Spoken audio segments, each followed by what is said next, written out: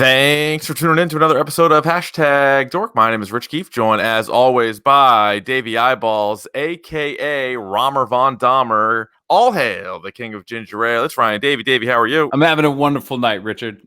Coming off a nice hot Labor Day. Oh yeah, did you do anything? Nope, did nothing. That's nice. Which is nice. A little staycation, real good stuff. I like that. I made a really good sangria. Did you know? Yeah, like really good sangria. What'd you put into it? Ryan, let me tell you what I put into it. Did you bring the house? Did you bring the house on it? I put just a big bottle of red wine, obviously. Sure. I did nice Carlo Rossi, something really. Yeah, just whatever it was. It was nice. I did some Bacardi Limon. Sure. Oh wow. I did raspberry vodka. I did peach schnapps. I did I squeezed a lime into it. Okay. And a Sprite. You understand. And some Contro. So hang on. Yeah. Little sneak peek. That's the Legal Seafoods recipe.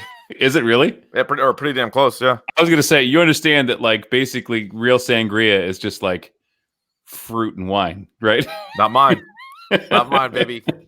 No, we're going rum, vodka, gin, cognac for some reason.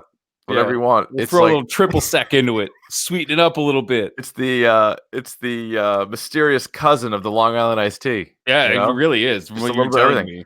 So what I did was I made it in a huge pitcher, and then then it was shareable. Everybody could enjoy it. I'm sure everybody did. So that's kind of that. Did it get weird in the Keefe household with drinking that sangria? No, not so weird. We all have a pretty good tolerance in the Keefe house. That just sounds like fight juice, though. That sounds like someone's going to get in a scrap. Oh, yeah. No, there's no fights. Do you remember that time? Can I tell a story on the podcast very quickly? I know we get a lot to do today. Listen, I don't want to tell you about podcasting, but that's the whole point of podcasting. That's the whole point of podcasting. Let me tell you about a time where Richard Keefe comes to visit me. I'm in Nashua, New Hampshire. Rich is coming down from Dunbarton, right? We're adults at this point. Yeah. We're in our mid to late 20s. And we're in a nice little place called the Grand Buffet in Nashua, New Hampshire. It's a nice spot. I'm up there. We're doing karaoke. We got our boy Fridges in the mix. We're having a good time, right? Yeah. All of a sudden, my boy Fridge and I are doing a great mashup of Electric Avenue and Ghostbusters. It is something to behold. And sometimes we'll throw in like I Want a New Drug in there too, because Ghostbusters Want a New Drug, all the same song. Anyway, sure. This guy is just mean mugging the two of us. Yeah, he was not enjoying it. He was not enjoying it. Free entertainment. The guy was not having it. I think he was a little jealous. I think he was a little jealous. It was the end of the night. I think he probably wanted a scoop of peanut butter with his jelly. It was the end of the night. He may have been overserved. So we get off the stage. I'm sitting there. I'm talking to RFK3. I'm talking to Kiefer. Yeah. We're chopping it up. This guy comes up to us and he's just like mean mugging me from the end of the bar. So I say something. I'm like, is something wrong or whatever? Something wrong? This escalates. He was wearing a vest. I tell him that he doesn't want this smoke, is what I say. You don't want this smoke. I didn't say that because that wasn't a thing then. No, but it was the 2006 version of Do You Want Some Smoke? So he bellies up to Keefe and I. This guy comes at us. I didn't like that. I didn't like that. And he says to Rich and I, out of nowhere, I'm 28-0. Rich and I look like who? Who are you fighting? I had a lot of fighting. I had a lot of questions for him. You had a lot of questions. I wanted to go through his entire bar fighting record. I wanted to know who these guys were, who's keeping track. The story ends with knockout. I go or some decision. I had a lot of questions for him. The story ends with his friends getting in a fight with somebody else. Right. Him turning around. The karaoke guy, Doug, I remember his name was Dougie, pulled out a taser. And then all I remember is someone saying the cops are coming and we left. But for this day, I want to know the 28 people that guy fought. He beat them all, though. He beat them all. I love that story. When people, I'm 28, no. I'm 28, no. Like, who? If somebody was going to ask you what your fighting record is, what would you say that it is? It's 500 on the notes. I swear to God, my response, and it's actually probably true. Yeah. But I always go, I'm 5-5-1. Not a winning record, not a losing record. It's like Vince Vaughn and in one real good one. Vince Vaughn and Made 5-5-1. 5-1. You win some, you lose some. Yeah. I don't have a winning record. I'm not going to brag. I don't have a winning record, but I don't have a losing record. And when I've won, it's been good, and when I've lost, it's been horrible. Horrible. You can't trust somebody that says they've never been knocked out. Oh, I've been yeah. You can't trust somebody because or at least warned like I had a good shiner. You know what I mean? Took one. Mm-hmm. I remember I had a huge bruise on my face in my spin. I had like two. I had like my face is all smashed up. Yeah. And my Spanish teacher was like the only one, and this was in college. She was like the only one who actually cared. Because like all the other teachers, they see it and they're like, "Oh, look at this bag of shit! Like this guy's welcome to college, pal." Yeah. The Spanish teacher was like, "Oh no," and she like in Spanish asked me like what happened. Can you tell me what you said in Spanish? Can you please speak in Spanish right now? ¿Qué pasa? She's like, Rico, ¿qué pasa? And I go, "Oh, well, actually, she because there was a couple of other football players on the team." And so remember my screen name was Iceman for a while. Iceman. Yeah, Iceman. And so all the guys on the team called me Ice. So they made the teacher call me Yelo, which is Spanish for ice. For those of you who don't Spanish habla. So she would call me Yelo. So she was like, Yelo, ¿qué pasa? Just like your face. And I was like, yeah. Oh, I go, it was the football helmet. And she's like, football helmet? I'm like, yeah, just kind of got rattled around there a little bit. There's like no way it was a football injury.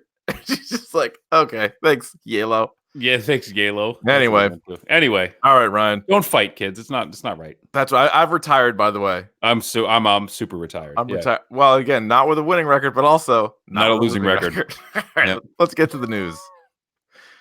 Ryan, I'll tell you what. Usually, I'm not in favor of films that just put out like 100 trailers. Yeah, but the most recent Joker trailer. What, Rick? God damn it, Kyle. God, this Joker. Damn it. Is this Joker? Are we talking about Joker? Jesus Christ. I know that guy would have been real pissed to see this, but it looks good. And the buzz. The buzz, Ryan. It's a flutter. The buzz is a flutter. Yeah. We're talking Oscars. Oscar buzz. People are throwing around. I'm not making this up. People are throwing around the word masterpiece. Oof. Standing ovation at Cannes. A long one. I saw it. Yeah. You saw the standing ovation? And once again, like people are talking about, like, why doesn't DC just do these one-offs? They just don't worry about a shared universe. Don't do what Marvel's doing. Just they don't have that. Really they don't good have that movies in their repertoire. Right? Like, do you think Joaquin Phoenix? Are we going to be saying on October the 5th that Joaquin Phoenix was a better Joker than Heath Ledger? I think. See,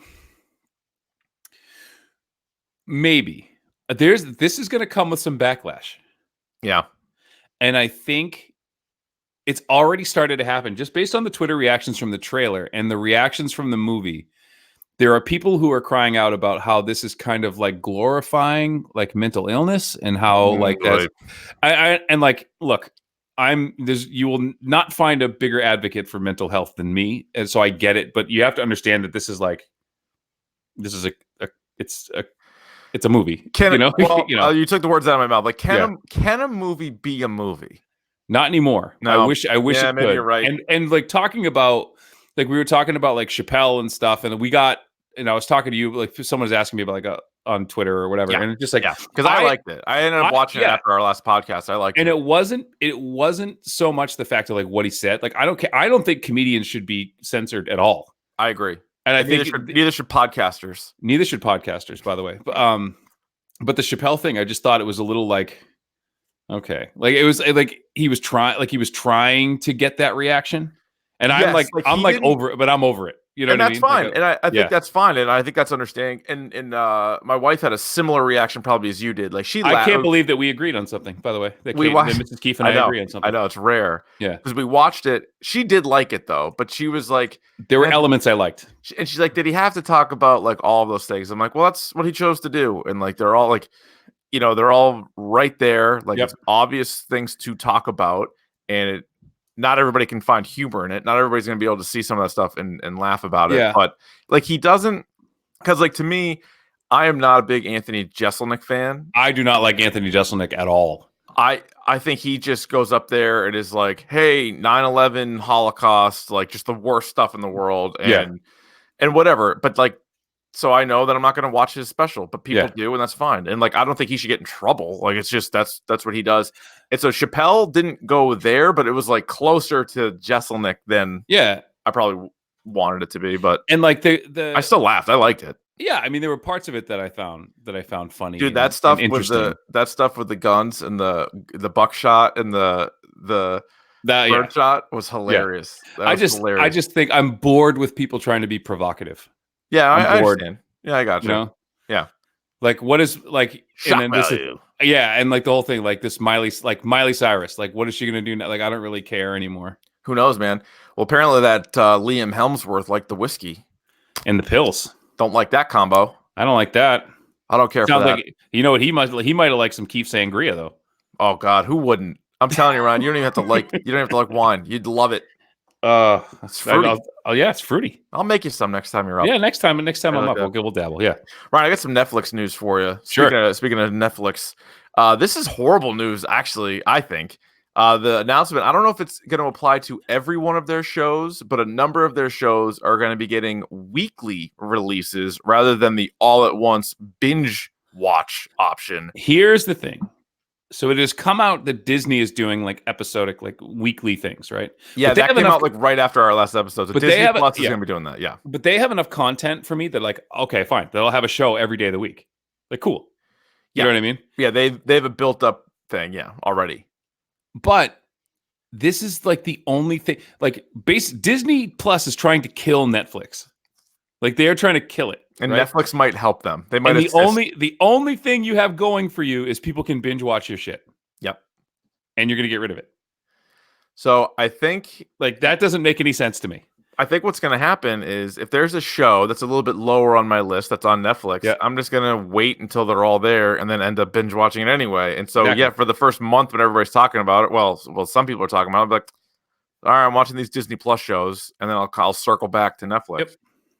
Yeah, it's dumb. I think they've been doing this, and it's great, and I think people love it, and that's the whole idea. Like they really created the binge watch in a way, and now sure did. And now they're getting rid of it. But you know what's one thing I do like about Netflix? What's that? Coming out later this month, I believe on the 20th, the Between Two Ferns movie. The trailer was released today, and when this news first came out that they were making a movie, I remember we were both like, "Well, we love the short, we love the little, skits or whatever." But how is this going to be a movie? Amazing. The trailer, it's some 2.5 minute trailer. Gonna be hilarious. It's gonna be hilarious. I can't wait. And it seems like a good premise too. It's a good premise and simple. I was on Funny or Die. They had all these things, and I would just cackle laughing at these things. Yeah. And again, like talking about comedians being like it's just so. I can't. It's not smart. Like the word I would use is like smart. But it is in a way. The way Zach Galifianakis like manipulates kind of, and people know. Obviously, they know. Like it's a joke, but like the face. I don't think they know exactly what he's going to ask them. They can't. I mean, I know they're all actors, so maybe they're acting, but especially the early ones, I was like, are they in on it? And then you get the sense, all right, well, clearly they're in on it, but he's not afraid to still like completely bust their balls. So even at the very least, it's like a mini roast. You know what I mean? I won't give it away if you haven't seen the trailer yet, but the question he asked Brie Larson and her reaction to it makes me want to see the movie. Yeah, like I don't think she was prepared for that. No, I laughed out loud at how he worded that question. I do think going forward, we now have to refer to Benedict Cumberbatch as Benefit Lumberjacks. Benefit Lumberjack. He like couldn't say his name. That was so good. I love how he was measuring the ferns. He's like, "Is this isn't the right width?" Yeah, the width isn't. It's just off. And then the question he asked John Hamm is really good. I don't give it away. If you haven't, go watch the trailer. It's with McConaughey. The question for McConaughey, like right out of the chute. Yeah, your shirt. You have a shirt on. He goes, of all the things that you can win an Oscar for, are you surprised for you that it was acting? And then he gets pissed. He's like, "I see you have a shirt on. Is everything okay? Is everything okay?" And he goes, "Here we go." Ryan, we have Robert Pattinson quotes here. Sure. Robert Pattinson was talking about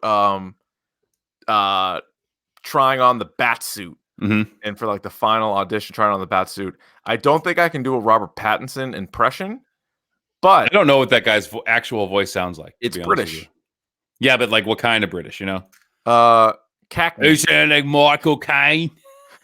No, but what I could do, as you know, I have a real good Bane. Yeah. So I could do Rich Keefe doing Bane reading Robert Pattinson. I go ahead. I don't think I'll be able to understand you, but You do feel very powerful immediately, and it's pretty astonishing. Something that is incredibly difficult to get into, so the ritual of getting into it is pretty humiliating.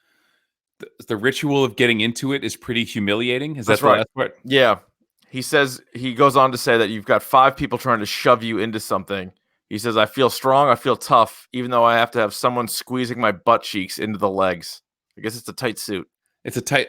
See, I don't know if I like the tight suit anymore. I don't know why you can't make the suit the size of the person. So I've never understood that. I remember Michael Keaton talking about. Remember they had the Burton one. It was like just straight latex. It was like a wetsuit. Yeah. And he said, and they had to he could only wear it once because it would shrink. And they had to cut him out of it or something. Like it was like crazy shit. I don't like that. I don't like that one bit. I like the more like tactical suit. Yeah. Where he has it's almost like he's not wearing like cargo pants, but there's almost like a tactical feel to it. He looks like one of the Hardy Boys. No, kind of, yeah. You know the one I'm talking about, though. I think like the Lee Bermejo ones that they do, they're kind of like baggier a little bit. Yeah, I mean, you don't need to look like a complete asshole. Like, I don't think like you need a whole team of guys. It doesn't really make any sense. Ryan, grease you up. How much butter you got? Yeah, no, we need more butter. We need way more butter than that. Grease me up, woman. That's a Simpsons reference. Yeah, that was a good one. Okie dokie. Yep. What about Burt Reynolds and Striptease? When he puts all the bail on himself? All the Vaseline everywhere. Oh, yeah. When he gets it in his boots and he likes it between his toes. Do you think that was a great movie or just a very good movie? I think that was a solid A- movie for me. Dude, Demi Moore. Up there. Yeah, but like for only like 10 seconds. Like where I'm sitting there waiting for it. They're there. Yeah, but it's like an hour and a half into the movie, you know? Here I am. You know, looking at a peek at those warlocks and you pervert. It was about so much more than that. It really was. It's a mother-daughter relationship. It was like Steel Magnolias with boobs. Would you fucking grow up a little bit, please? It was a nice picture. Will you please? It was a tasteful picture. Yeah. Cripes. Dark Crystal: Age of Resistance is out on Netflix. I haven't watched it yet. I watched 5 minutes of it, and my children were not having it. No, well, not having it. They liked the Gelfling with the wings. They thought that was nice. Oh, I heard. No, they didn't like. They did not like the Chamberlain, the Skeksis. They did not like him. They did not like that. No, you wouldn't not care for it. Yeah. No, I don't think that you would. Now, I heard that they did things with puppetry that's never been done before. I believe it. So someone pitched it to me as Game of Thrones with puppets. I like that. I like that right up until the end. Yeah, maybe do a little better with your ending there. Yeah, Ryan, I got one last little bit of news here before we get to your news, and that would be this came out of nowhere. There's a movie coming out. It's called The Girl on the Third Floor. We tweeted out the trailer at Dork Podcast on the Twitter, which, by the way, if you're not following at Dork Podcast, you probably should. I'm not begging you. I'm just saying it's a very good follow. It's mostly trailers and teasers all in one place. But anyway, this Girl on the Third Floor is one of these. It looks like a cheap horror movie or like a cheaply made horror movie. And it stars CM Punk, of all people. And what is his real name? He has like the lamest real name. Phil Brooks. Phil Brooks. Yeah. That's why he goes. It's not even Philip. It's Phil. Yeah, Phil. Just Phil Brooks. Yeah, but I'm intrigued. I don't know if this is. I doubt this is going to be a all theaters or all across the country type of movie. Yeah, I think we need to do like a retrospective of wrestlers in film. We could do that. Like best of, worst of. Our docket is pretty full though, Ryan. It's super full. I would love to sit and talk with you about no holds barred. I would talk about that with Hulk Hogan and Debo. Well, it would be an hour of movies starring The Rock, and then it would be 30 minutes on everybody else. I think we only movies where he calls himself The Rock. Anytime he's Dwayne Johnson, not a we Dwayne don't count Johnson it. Picture? We don't count it. All right. Yeah. Well, at least we can talk about Scorpion King finally. Yeah, we can. Finally. We've been chomping at the bit. Finally on this goddamn podcast. Talk about it. All right, Ryan, that's all the news I got. What do you got for your news? Well, I got little pieces of news that I kind of want to go with. So this happened quickly too. It jumped on me quickly, and maybe it wasn't paying attention, but World of Warcraft Classic has come out within the past week, and people are going bananas with People this. like that, huh? It's People are old school excited. World of Warcraft. Yep. You know, that Leroy Jenkins style. It's updated graphics, obviously, but Leroy Jenkins is back. Good. You know, player. this kind of, so people, and it's taken over streams. People are kind of like, it's funny, like people are kind of like getting away. I know this doesn't make any sense, but people have like admitted that they stopped watching Twitch and Mixer only because that's all people are playing, which doesn't make any sense, or all people are watching, which doesn't make any sense. If all the, you know what I mean? It's like It's a like Yogi that- Berra thing. Yeah, like people don't go there anymore. Nobody It's goes too to- crowded. Right. Yeah, like that. It's kind of like that I thing. don't But really people get have been. There's another game that I've had my eyes on. It's called Ancestors. Have you heard of this? Are you familiar with this? I'm not. I've not heard this. You would actually love it. You start as a monkey. Okay.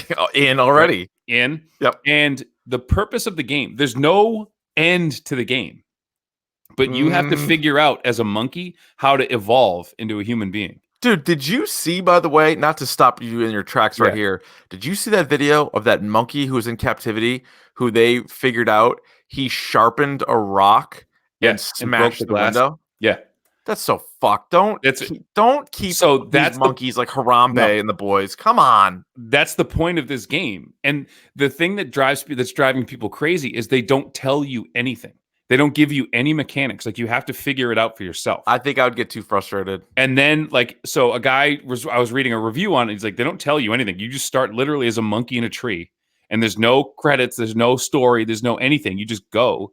And he said he was trying to figure this out. And like, there are other like bad monkeys who like try to hurt you. So you have to figure out who to trust. He was like, he got gored by a boar. Oh, Jesus. Like it was like, and he was bleeding, and like, he couldn't figure out like how to stop the bleeding, and he had to figure it out. And once he did, he said, I'm not going to tell you how I did it because it's kind of a spoiler, but like you unlock like nodes in your brain. So you always remember how to do that. That seems nuts. It's crazy. Like it's the most immersive game like I've ever heard of. The other game that's getting a lot of traction, the team that brought you Alan Wake and Max Payne have this game called Control, which is basically like you're a telekinetic young lady who's like, you know, got some gun. I don't know. I'm not familiar with the story. Yeah, but you can like upgrade your telekinesis, and it's like Max Payne with like you can throw stuff at people. Okay. With your mind, like mind bullets. Like mind bullets. That's dumbing it down a little bit, but it's getting some really good reviews. And the last thing, this is going to come other video game news. Next week, we're going to get back on a regular stream schedule. Good. At least Tuesdays and Thursdays. All right. Maybe more. And once Dorktober hits, we're going to start doing all of these horror games again. Ooh. And one of them, October 4 Awakening. So this thing, remember that game? What's it? Not Until Dawn. Survival of the Fetus. Is it Until Dawn? I can't think of the name. I played it. It's a Until Dawn. The one with Hayden Panettiere, the one you use like a choose your own adventure thing. Yeah. Well, they've come out. It's called the Dark Pictures Anthology. So there's like these short games. The first one's called The Man of Medan or something like that. Okay. And it's the first of 8.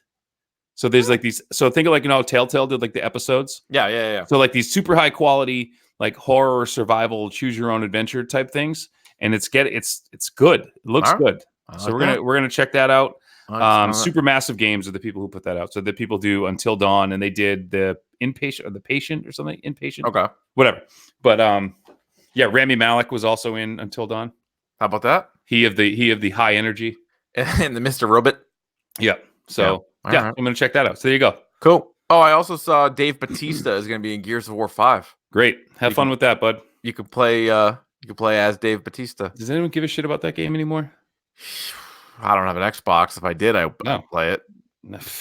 Yeah, you love that game. I did. I was a big Gears of War fan. 1, 2, that's 3. That's where Take a Shit came from, if I'm not mistaken. Guy told somebody else to take a shit because he got all upset about something. Dude, take a shit. One of the great, I don't know if it's an insult or whatever it was. Hey, tell someone to go take a shit. It's a showstopper, if nothing else. So that guy won that one. Sure did. Ryan, are you ready for the topic du jour? Is it taking a shit? Some might think so. Well, Yeah. we'll find out what you think. Yep. First of all, it's the topic of the day. Mhm. And today it is Mindhunter, the Netflix series. We'll probably focus mainly on season 2, but we are going to discuss both of them. There's 2 seasons that have been out. Season 1 was 10 episodes. Season 2 was more, which came out just a couple of weeks ago, Mhm. 9 episodes. We will begin, as we do with all of our movie and TV reviews, spoiler free. And before I do that, actually, Ryan, just for people who haven't read this or seen this at all, just a real quick overview. The synopsis: Mindhunter revolves around FBI agents Holden Ford and Bill Tench, along with psychologist Wendy Carr, who originate the FBI's behavioral science unit. Within the training division at the FBI, they interview imprisoned serial killers to understand how they think, with the hope of applying this knowledge to solve ongoing cases.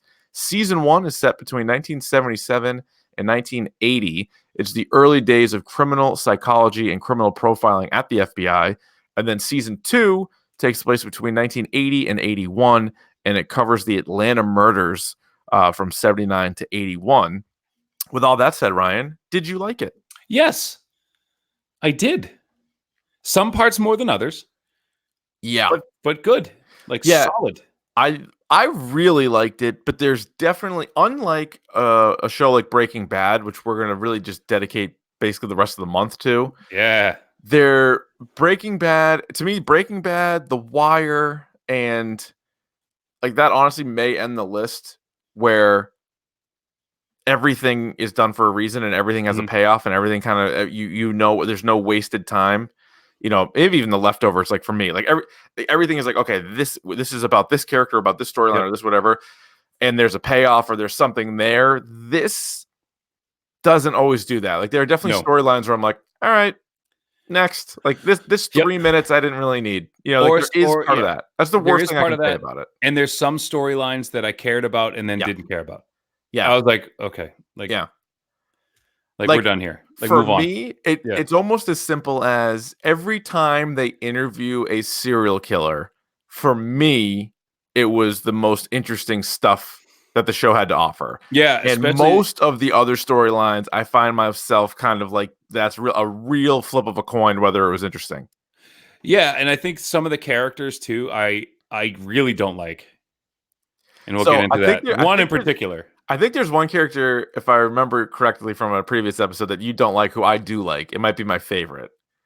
The acting overall, though, is solid, and it's a lot of sort of unknowns, or at least people that you don't really recognize. It's not a lot of super famous people. No, it's what's her name? Anna Torv. You remember her? She was in Fringe, the show Fringe. Yeah, Anna Torv is one of the main characters. The other 2 actors, Jonathan Groff and Holt McCallany? I don't know. McElhaney. I don't know. I've recognized him from other things, but he's like that guy type of guy. Yeah, he's definitely that guy. I'm trying to think. Guy, Jonathan Groff, the only thing I could recognize him from, and he was the voice of what's his name? In Sven in Frozen. Oh, was he really? Yeah, that's the only thing I would know him from. Oh, that is actually pretty funny. Yeah. Yeah, the other guy, the guy who plays Bill Tench, you've seen him because he's been in a bunch of things, but pretty much like smaller roles. He had a small role in Fight Club, actually. Yes, that's right. His name is, so he was Kristoff. Not Sven is the reindeer. Kristoff is the okay. Yeah, sorry. All right. That's very bad of me. I should have. But either way, I thought they were very good. I thought you got kind of like sucked into them, and the story is good. To me, it is. I was a big fan of Boardwalk Empire. I don't know if you liked Boardwalk Empire that much. I did until I didn't. Okay, fine. Maybe it went on a little bit too long. But I love the idea of you take a few fictional characters, or at least characters that are like a mix of some real people, but then you put them in the real world and you put them in there with, in this case, serial killers. In the case of Boardwalk Empire, real mobsters like Lucky Luciano and Mayor Lansky, and like that kind of thing was really cool to me. And so that had some similarities to that. Also, what was really cool is David Fincher, who has, speaking of Fight Club, he has a incredible resume, and he's one of the executive producers, and he directed 7 of the 19 episodes. And what's crazy about this is the ones he directed, you can tell immediately. Yeah. Like other than like watching it in the credits, like as soon as the first shot, you're like, oh, he definitely did. There was one thing that, and this isn't Oh, we'll get into it with spoilers, but there's Well, I one was just thing gonna that say, season 1, it was the first 2 and the last 2, and then Yep. in season 2, it was the first 3 episodes. yes. So I think there's sort of a reason for that. hmm But yeah, no, he was great, and the other episodes were good too. But you're right, probably some of the best stuff was his. Yeah. Yeah. It was You know, good. Yeah. and This so good I mean, stuff. I highly recommend it. Obviously, you got to be sort of in the mood for it, and you got to know what you're getting yourself into. Like Mhm. I still can't really explain it. Like it's fucked up to say that I'm interested in serial killers because it is the most crazy shit in the world.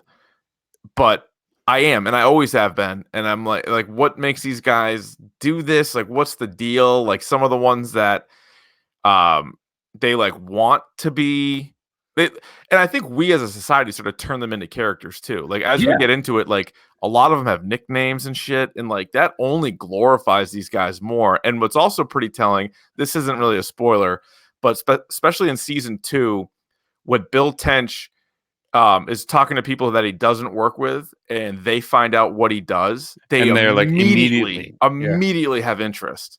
And And you're it, like, yeah, there's something about it. I don't know what it is, but it's been like that forever. and I thought it was fascinating that this takes place in the late 70s, and the term serial killer like wasn't.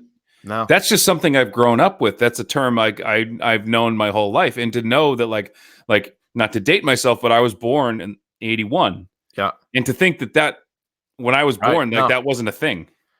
Like no, that, you know what I mean? that was Like really there like, were people who like they call them like habitual offenders or yeah, violent like multiple repeat murderers or violent something. Yeah, offenders. like that. Yeah, Yeah, repeat violent offenders. Like they had or like a something lot of like like that. these long terms, and then they would start throwing serial killer around, and people, even like police officers, would look at him like, the what now? Yeah.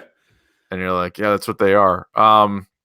What's your hashtag dork score for if you want to go season or the whole thing, whatever? I would say the first season is a rock hard 5. Hmm.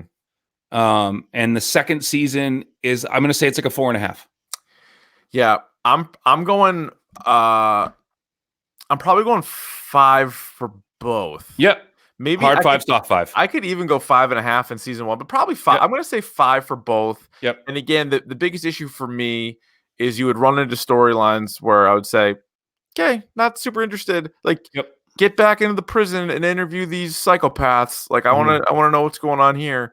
And by the way, like if you have any knowledge of these serial killers, or even if you just looked it up after the fact, like they really pinpoint like these guys. Like they look just like them. They do. And the stories, like the info that they give you is all like accurate. Like it's all 100% what happened. Yeah, and I love this. There are some of the people that they depict are fascinating. Like you said, like I'm not as into it as, but I'm like, listening to this actor talk and like be this person, and I'm like fascinated by it's pretty tense too. Yeah, and like you're watching it and you're like, oh my god, like because one of the things that they do, and one of the ways to get there, just to make them feel more comfortable when they're interviewing them, is like they come in the cell and like they've been built up, like you've heard about who they are, and then they uncuff them, and then they go and they sit down across from them, and you're just like, you don't know what is going inside that guy's head.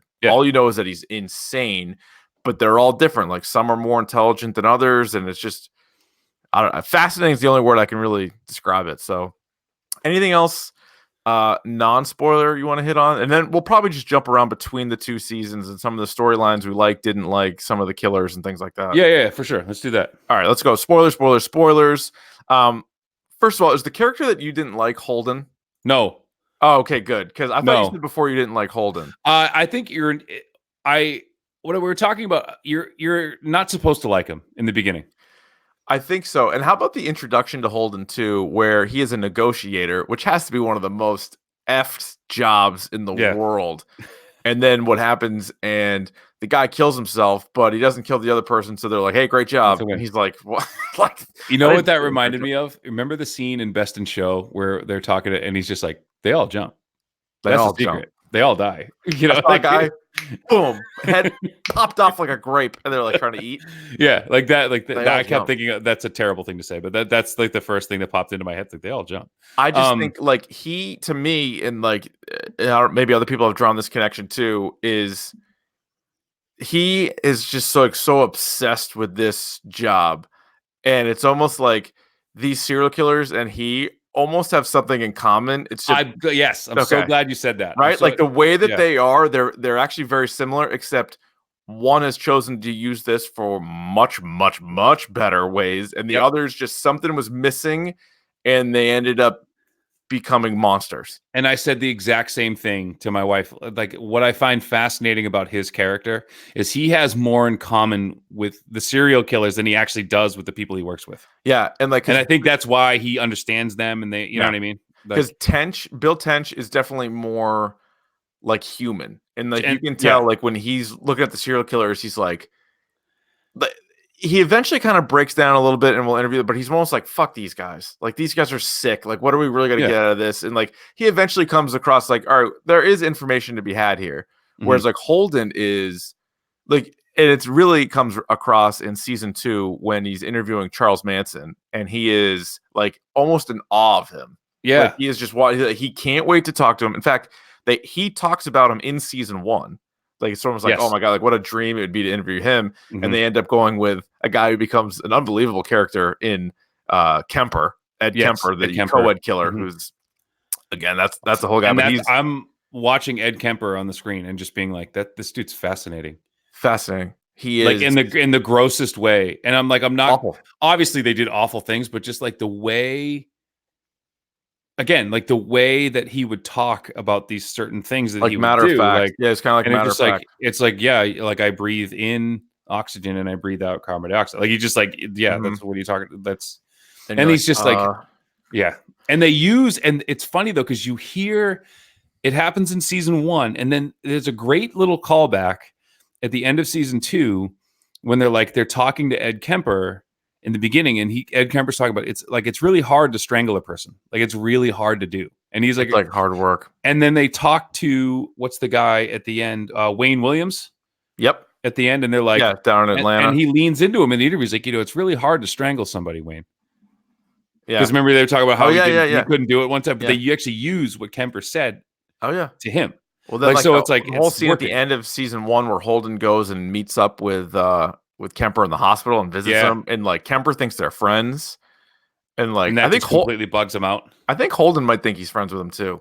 I think the realization, but he doesn't want to admit that, like he doesn't want Bill to know that, right? And the realization of like, oh shit, we actually are friends. I'm like probably completely freaked him out. Yeah. Yeah. And so the co-ed killer, again, he's like 6'8", 6'9", like in real life. So he's just like a monster of a guy. Where some of the other guys, like again, they're all shapes and sizes here. So he fucked up, killed 10 people, including his mother, and also a big dismemberment necrophilia guy. Big time. And then he talks about it. Matter of fact, like you can't shut him up. And he's one of like the examples they always go to. And like when they're trying to sell it to their bosses, the guy Shepard in season 1 who doesn't want anything to do with it, and then Ted Gunn in season 2 is all about it. Right. They always sort of reference Ed Kemper, and they go and visit him again in season 2, Ryan. And it's fascinating when they want to talk to Charles Manson. Manson's like, nope. Manson's not. They're like, all right, well, same jail. Let's go talk to Kemper. Kemper, by the way, still alive in real life. And so they go and talk to Kemper, and he's hilarious talking about Charles. He basically is just shitting all over Manson because Manson's not the one that killed anybody. No, he said he's a pretender. Yeah, he's a pretender. We call him a charlatan. He's a charlatan. And he's like, oh, by the way, he is very short. He's like trying not to laugh. Yeah, he's like very small. But like that's just so surreal. And like that part, I don't know if that's true. Like I don't know if Kemper knew Manson, and if they even were in the same prison. I didn't know about that, but just like those guys know about each other. Yeah. And because the other thing when they're like, oh, we want to meet with somebody, and wasn't it Kemper that rattled off like 3 or 4 other like killers? He was like, oh, like the freeway killer and like whatever else, and they're like, no. But then he sniffed it out that like they were BTK. So the other thing too that we didn't mention is like this is all circulating around like. BTK, who is like one of the most prolific serial killers like in the history of this study. And what's crazy is like they're zeroing in on him in this like the early 80s, and he doesn't get caught until 2005. Really fucked up. Like that's crazy shit. Yeah, and it's one of those ones where they don't say at first who it is, but again, it wouldn't take a scientist to figure it out. First of all, he looks kind of like him, and if you've seen the mug shots and if you've seen the court shots of Dennis Rader's his name and where he's from, yeah, and right, that you see, tipped me off too. they pop up like it's huge letters, almost like it's the MCU, like when they Yep. put it like he's like Kansas, and you're like, all right, I think, and then you see him with the mustache and the glasses, and you're like, then you get it like all the choking and shit later on. You're like, okay, Oh, we know Jesus Christ! At the end of season 2, woo. so that's another thing. And again, we're kind of jumping around, but that's fine. The BTK stuff, as you said, he's not caught till 2005. We are right now in 1980 when season 2 ends. What do you think they're aiming for? Like, what's going to be the payoff? Because nothing would be better than a scene with Holden sitting across the table from BTK. But how the hell are we going to get there? It depends on. I think the idea is eventually there's going to be like some sort of, because you can't go Time jump. You can't go 25 seasons here, you know. So no, you can't. There's got to be some sort of time jump. Unfortunately, there's enough serial killers to interview between. There now are. And then. I mean, but I don't think going. This isn't The Simpsons. You're not going to keep the show going for 25 seasons, you know. But the fact that they've done so much BTK, or is it just, you know, they're showing you a guy that they can't catch, like as much as they know about stuff. Because like one of the things too is like they're constantly gathering information, and some of it seems to be spot on. Like some of the findings that they have, are really accurate, but then other ones don't. Like they're like, well, you know, definitely not a family man or whatever, and then you're like, well, no, like turns out like serial killer. A lot of times serial killers are married with a kid, and then like they don't know about it. You know what I mean? Like so, you can't really broad brush it too much.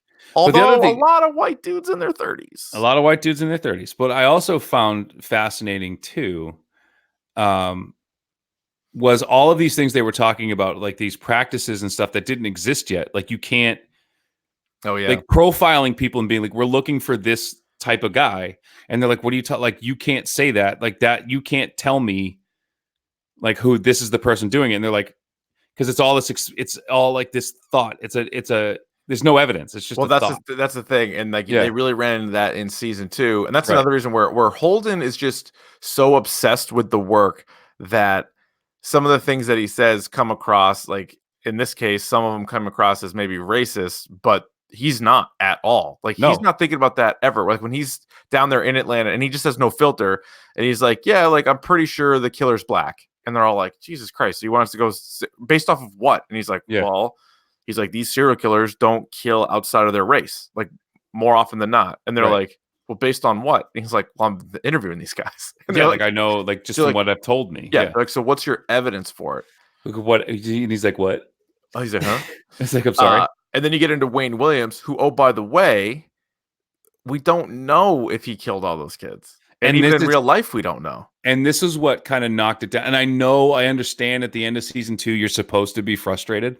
Yes. Like that's the idea. And I felt you're made to feel like, okay, well, we got to like catch this, and like you don't. And sometimes, and well, you're doubly frustrated. Like, you're doubly frustrated because, but it's real, because when they arrested and then put Wayne Williams in jail in real life, they tagged him with the adult murders.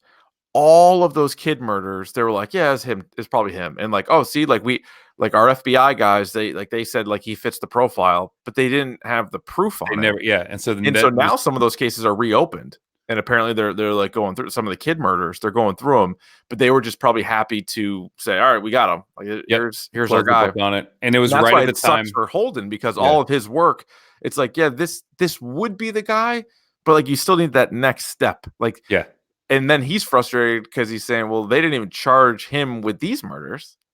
And so everyone around him's telling him it's a win. They're like, no, you did it. Yeah, you got it. No, I didn't. Guy. And he's like, no, I didn't. Nobody has served a day for those killings. And they just kind of convinced themselves that he's the one that did it.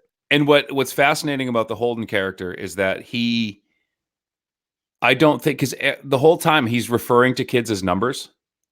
Yeah. Like everyone else is saying, like, oh, when they found this kid, they're using the kid's name. Oh, good point. And he's like, oh yeah, number 37 or number 17. Like he's using numbers. So there's like this deep, about him is it's not about justice. It's about finishing. It's about like having an answer, and not having one must drive him absolutely crazy. And you know what was one thing that was weird, and I'm glad they kind of stayed away from it, was the way season 1 ended and season 2 began. I thought Holden having panic attacks was going to be more often. You know, Yeah. like when he like psyched himself out and he had to get hospitalized, and you're just like, well, he's putting a lot of pressure on himself. He's down there in Atlanta, like he's trying to help out. He's interviewing all these serial killers, and I was like I know that could be a reality, but I just don't want to spend every episode with him, No. using like an inhaler and trying to get back out there. So, But I would have rather have seen that okay. than seen all of the stuff with Wendy Ugh, and her girlfriend. because Like again, Wendy's a good character, and I and feel this like was useless. yeah, The girlfriend stuff, it was almost similar, like Holden's girlfriend in season 1, Debbie. yeah. Okay. Like, I guess it helps to show you how kind of like quirky Holden is, but like, I don't know if you needed that. So No, both of yeah. those storylines were awful. Although Wendy in season 1 was basically just feeding a cat like that. They don't give her anything to do. Like, But there's that whole like there's like a like detachment, and like you said, that you brought up a good point. Like Bill Tench is like the only like normal person, yeah. and Yeah. he's dealing with the most like fucked up thing in his life. Oh my with God. his kid, and he's holding it together. Meanwhile, you're not telling anybody about what's going on. How Yeah. fucked was that? So season 2, the Bill Tench storyline. So in season 1, we find out that he has a son. His son doesn't really talk. adopted son. He's adopted son. He's like 6 at the time, I think. Yeah. And then in season 2, just the most fucked up thing. So his wife is like a realtor, and then in the house there's a dead. How old? Like 1 year, 2-year-old, like a really young toddler, kid. yeah. And you find out that other kids did it, and then it was his son's idea to put him up on a cross. I thought, I'm gonna first put of my all- hands up right now. Bad radio, but I'm like, Oof. yeah. Well, first of all, to the best of my knowledge, that did not happen. Because again, Bill Tench is not a real character. He's based on some. So that story itself, I don't believe.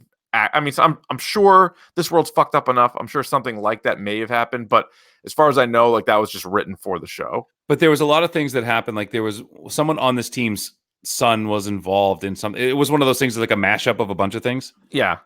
So it's one of those things, like it's based on truth, but I don't think that specifically happened. Well, and then it was actually kind of interesting because, and at first I was like, do I like this storyline or not? Because you're like, I didn't think they needed to add the fact that Bill was worried about his son maybe becoming a serial killer, and then now talking to real serial killers, and in the back of his mind, now sympathizing with them a little bit more because maybe they're like his son. Like the case in point is Elmer Wayne Henley, who was part of that Houston mass murders thing, which if you ever look this up, this is the most fucking gross thing in the world. But we actually mentioned Dean Corll before. He was known as the Candyman. I think I mentioned him on like a Dorktober episode because like the Candyman. Yeah. But so he was a guy and he would just rape and kill young boys. And this Elmer Wayne Henley was a young boy when he met him. And in fact, may have even been a guy that he planned on raping and killing. But then he talked his way out of it. Henley did. Right. And ended up like recruiting for him. He and this other guy, they ended up recruiting for him and just brought a ton of kids in. So he killed like, I think it was like over 30 people maybe. And then finally Henley killed Dean. Like I think Dean probably, and we don't know if it was like a jealousy thing. Remember how Henley got so upset? Like he's not gay. Like he got so mad about that. He got so mad about it. Yeah. And like, okay. But they're wondering if there was some jealousy involved or whatever. But anyway, he killed him. And because he was so young, all of a sudden you see Bill Tench kind of being like, well, he's younger. He was pushed into it. Like he was, and you're like, where he never would have said that the season before, right? Before his son did all that stuff. I thought the serial killers in season 2 were better. Well, they're certainly more famous than they were in season 1. Season 1 was the co-ed killer, Ed Kemper, Monty Rissel, Jerry Brodus, the lust killer. He was also great. The shoe guy. Fetish guy. Yeah, he was great. And then Richard Speck, which was the guy that threw the bird in the fan. He killed. Was that? Oh yeah. Speck, he took the little bird. He threw it into the fan. I think so. He was the one who Holden got in trouble because of what he said, and then they edited it out. And then they we don't got to say it. We don't have to. I'm not going to say it. Matt can say that line. Matt can say that's Mac's word. Yeah. But this is a guy who killed 8 student nurses in 1966 in Chicago. Can we just? I did a quick Google. Can we talk about how good the casting was for all of these guys? All these guys were spot on. If you go look it up, again, most of them. There's no reason why any of us should really know what a lot of them look like. But BTK, you would know. Charles Manson, you would know. Son of Sam, you would know. And they're spot on. So that was basically it. It was those 4. They talked about other ones, but season 1, it was those 4. Season 2, a whole bunch more. You have David Berkowitz, the son of Sam, super famous, and got an actor who looks just like him. That was pretty interesting shit right there. You had William Pierce Jr. He was the guy who wasn't he the guy that was like he wanted to be called Junior? And you're like, all right, fine. Yeah. He was like, don't call me. Yeah, there were a couple here that were like there's some good ones and some like throwaway ones, like ones I didn't really care about. Yeah. That was one of them. There was William Henry Hance. So you remember him? He was the guy who was convicted of killing 3 women.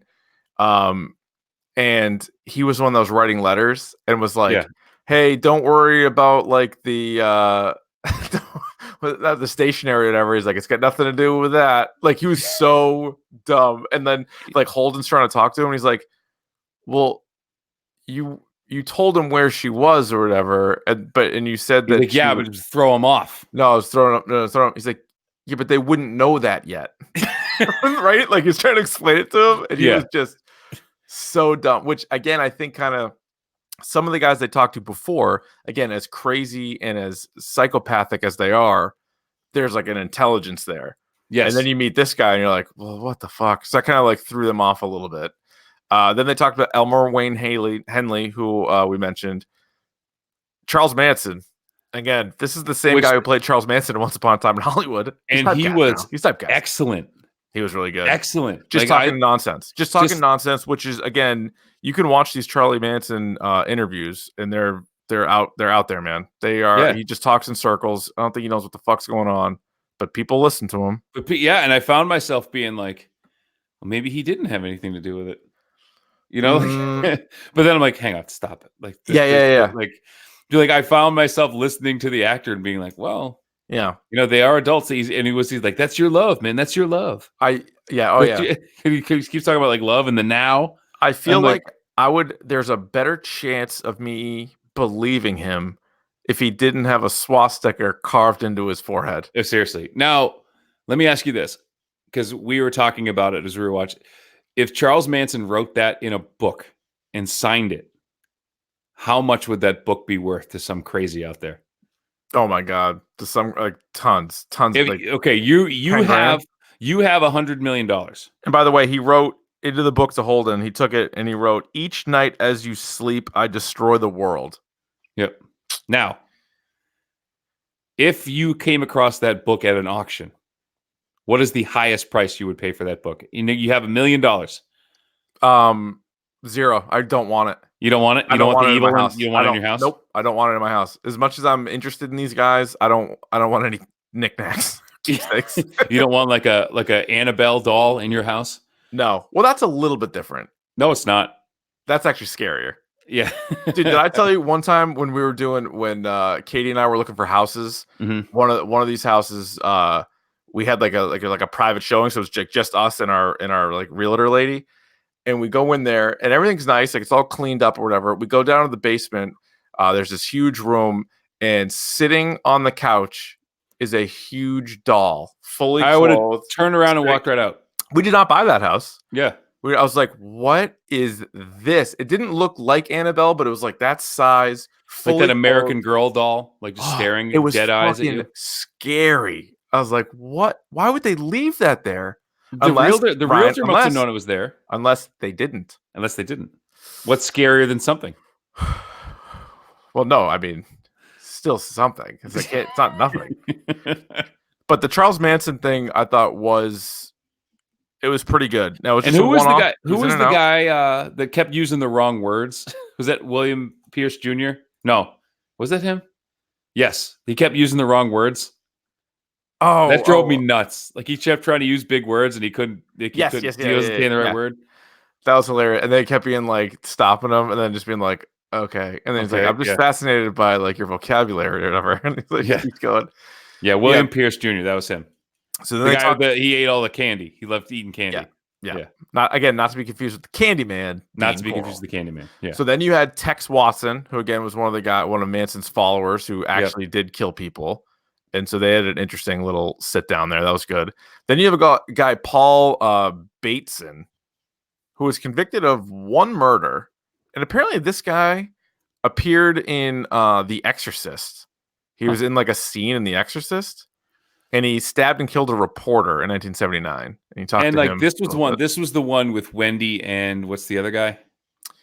Oh God, what is his name? He sucks. That's the guy I hate. Oh yeah. Is it Morgan? No. Let me find out what the hell his name is. Yeah, that guy's terrible. You know why I hate him, Richard? Why do you hate him? Because he's a fucking snitch. He is a snitch. His name is Find it. Greg Smith. Greg Smith. Yeah, Smith. That guy sucks. He sucks, and I love how they treat him like such shit though too. When they're like, oh no, they just want us for the meeting. You stay here, Greg. Yeah, you're the only one that doesn't need to be here. Yeah, he was not great at that interview. No, he stunk. But then what was also crazy was that was the scene where Wendy then talks about her girlfriend, and they all assume that she made it up. Hey, good job! Like, good job getting him to talk. Good job thinking on your feet. That's definitely not true. That couldn't be true. And you're like, oh my god, ugh. But at the time, so that guy, that Paul guy, the more recent guy that they talked to, the guy who had like a goatee, he's out. He served 24 years in prison. He's out of jail. Out. Huh. So then Wayne Williams, obviously, is another guy that they talked to, and if you've seen pictures of him, he looks exactly like the actor. That. Yeah. One of the great scene. Couple of things were pretty good. Was I think it was in the 7th episode. They're following him, right? And then Wayne Williams goes into the drive-thru, gets some food, and then he's like, I think we've been made. She knocks on the door. He's like, figure you guys might be hungry. I think you made it. Yeah.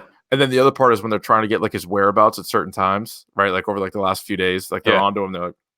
They're like, where were you yesterday? He's like, I was at home. He's like, what were you doing? He's like, playing solitaire. He's like, can you corroborate that? He's like, pretty hard to corroborate solitaire. Yeah. Like, yeah. You corroborate playing solitaire. Mm-hmm. Never witnessed me. Yeah. Some of the other quick things that I didn't hit on yet when they were trying to figure out the thing, like Holden, and it was actually going out with that guy, Greg, that we were just talking about. Fucking Greg. And Greg. they're trying to figure out like these child murders. They're like, how is this guy going through the town and getting people in his car? Like, how is he doing that? Yeah, but... And when they stop out there and they see the 4 kids, it's like, hey, this is my favorite part. And he goes, you a cop? And he's like, no, why don't you just come in? He goes, then pull your dick out. Pull your dick out. If you're a cop, you will pull your dick out. So that has become, not to give you too much of a peek behind the curtain, that has become a saying in the Davey household now, where you like calling someone's bluff. Pull your dick out. Oh yeah, pull your dick out. So good. If you a cop, you won't pull your dick out. He's like, oh my god, what? Because they were trying to prove that like black kids wouldn't just go anywhere with a white guy. It had to have been a black guy. Right. That was and it's pretty good. And like again, Holden. But the idea that only a cop wouldn't pull his dick out in that situation. Like those kids are smart. They're like, yeah, pull your dick out. They're not just going in there with anybody. Yeah. I don't know. Awesome. The whole thing is fascinating. But again, all my favorite parts, I look back on it, were sitting down, and they do such a good job of building the tension when Holden is sitting down, he hits play, and like you can sort of tell some of these guys are more willing to talk than others. Yeah. And again, a lot of it's based off of real interviews that these guys did in real life. It's sort of what you got. Like the Son of Sam stuff was amazing when he like admits that it was all bullshit, like hearing it from the dog and all this other stuff, and you're like, the demon and all that. Yeah, it was amazing. And the idea, like there was like some pathology, like you were doing this at certain times to certain people. He's like, no, I just went up to the window and shot. Yeah, we just wanted to do that. He's like really trying to figure it out, and there's like really not much to figure out. Yeah. So there are a few serial killers I'm surprised have not been in it or mentioned, and maybe they were mentioned and I didn't hear it. But I'm also trying to think timelines because again, we're up to 1980. We started 1977. We haven't heard anything about Ted Bundy or John Wayne Gacy, right? And I wonder if the other person I would talk to, Ed Gein, died in 84. Oh, did he? But he was probably old as shit then, right? He was he was 78 years old when he died. So, Yeah, but he's that's the like guy. I mean, he's the he's one like of the the original yeah. Ed Gein. Jesus Christ. And he was the guy who Hannibal Lecter was based on. So I mean, you should probably talk to him, you know? Yeah, you could definitely talk to him. But like Bundy and Manson or Bundy and Gacy Or Dahmer. are two of the top 5. So Dahmer wasn't caught until 91. Really? Yeah, he started very late 70s, but he was more of an 80s killer. But even then, like, why not? No, they don't know who he is yet. Yeah. There's no way they know Dahmer. They would know Bundy and Gacy though. Like so that's why I'm surprised because those guys I would imagine would be high up on Holden's list to talk Yeah. to. And then again, you have Richard Ramirez, that was the Night Stalker. So Oh, he yeah? starts in 84. Okay, so we're getting to him. We're getting there. Yeah. Yeah, I'm trying to see when was Bundy, because Bundy was also a guy who I think they would want to talk to because he escaped from prison. Yeah. Like he escaped. Like imagine that. I mean, I guess that happened not too long ago. There were some dickheads that were, but he was arrested in 75. So I guess maybe he's it could around. Yeah. potentially line up and like so he had done his killings then. But also if they do any kind of time jump, because if they're gonna catch up to BTK, like you could always stop along the way and you could do Jeffrey Dahmer then. Like you could do a stop a hit in the 90s. Yep. There's also the Green River Killer, Gary Ridgway, who's like probably in the top 5 for like most kills. He didn't get caught until 2001, so that could be another thing.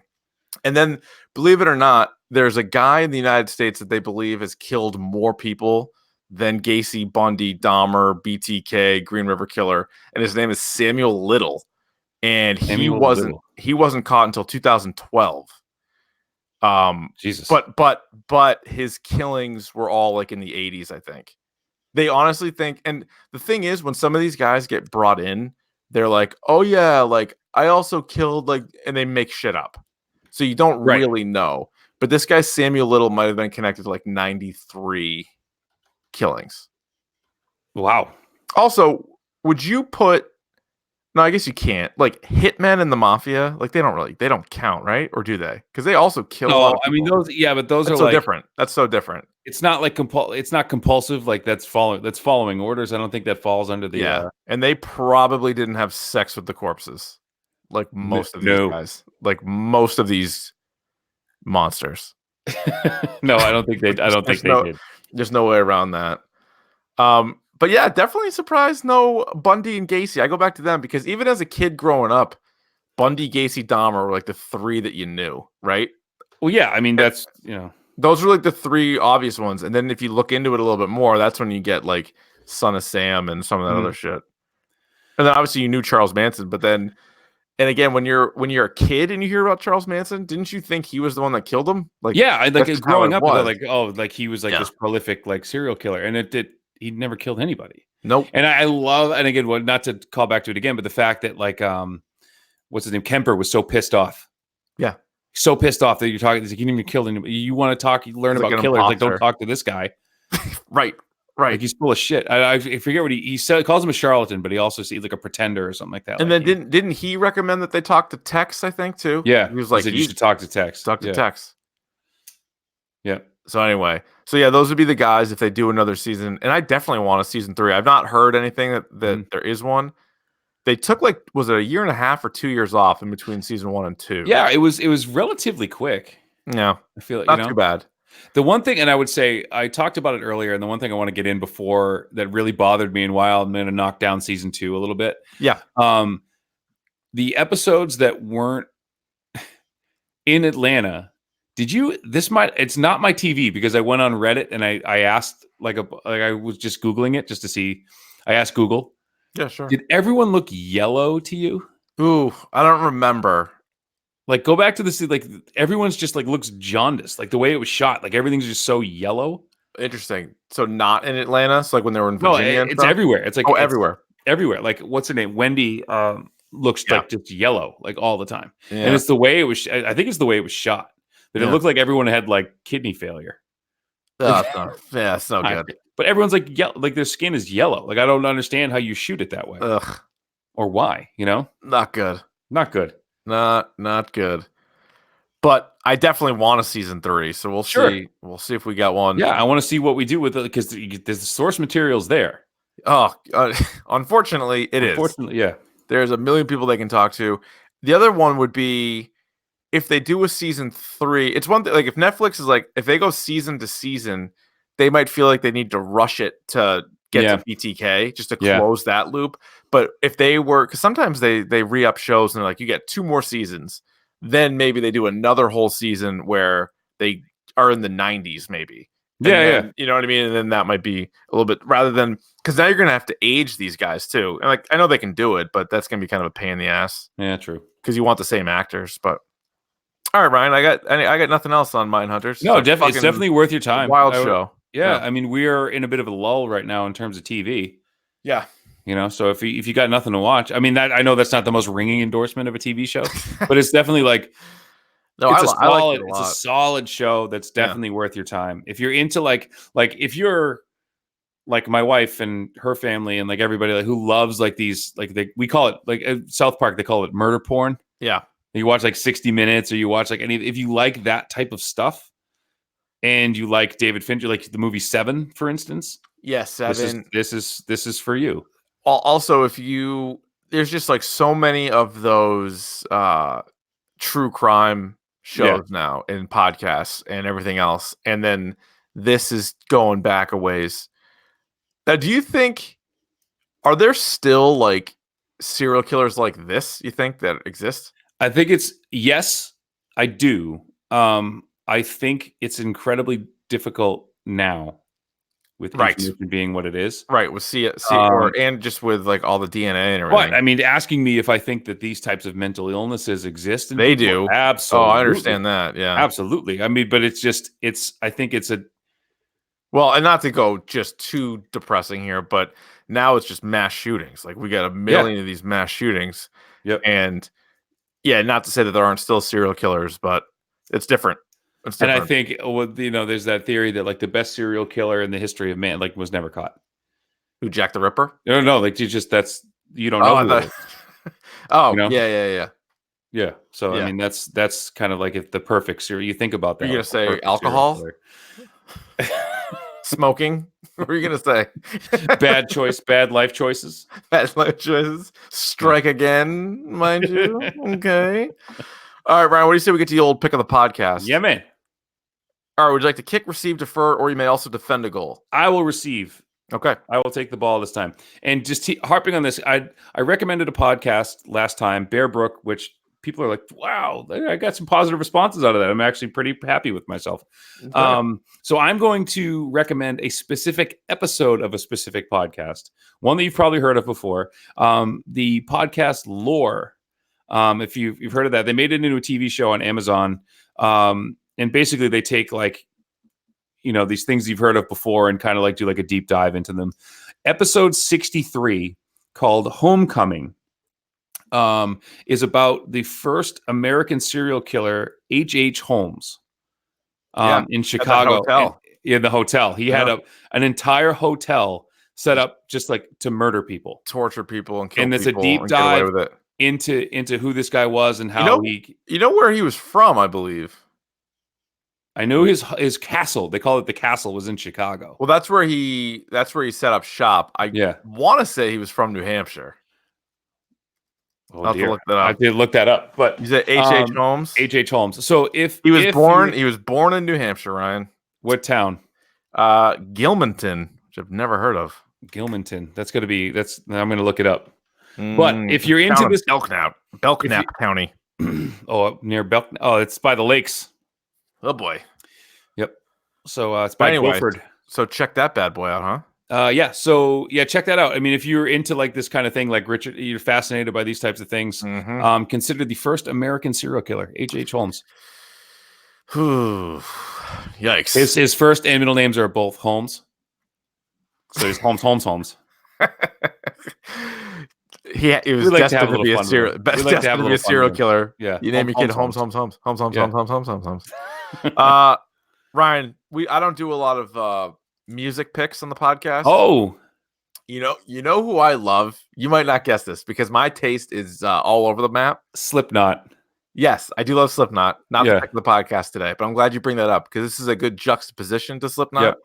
I love Lana Del Rey. Love her. I love her to pieces. Can I tell? Okay, can we ping pong back up? You know who I love? She has a new one out, by the way. I know. Do you know who I love? Also Lana Del Rey? I do not like Lana Del Rey.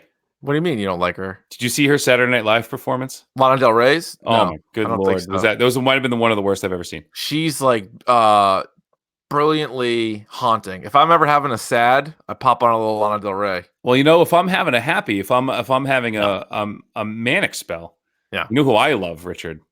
If we're doing guilty pleasure stuff that we're going to admit to each other right now, the Aquabats. I love that William Eyelash. Who is that? Billie Eilish. Oh, you do like her? I like that. I like Billie Eilish. Yeah, I'm a Billie Eilish fan. Dude, that's not a hot take. A lot of people like her, but you would be surprised to know that I do.